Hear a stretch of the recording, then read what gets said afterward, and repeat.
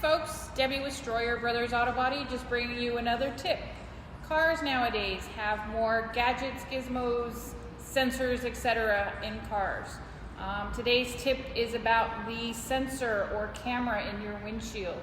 If you have a windshield replaced, if for some reason your body shop takes it out of the car for any reason, most manufacturers are recommending that the vehicle be recalibrated for that camera. Glass, if it's moved slightly edge to edge, it's not an exact fit, it can change the way your car senses that information in front of you. If you replace the windshield, if the bracket is so much as an 1/8 of an inch off, it can once again change how your car senses everything in front of you. So if anybody takes out your windshield, please make sure it is taken to the dealer, or at least reach out to the dealer and see about calibration. Have a wonderful day, and we'll be back again.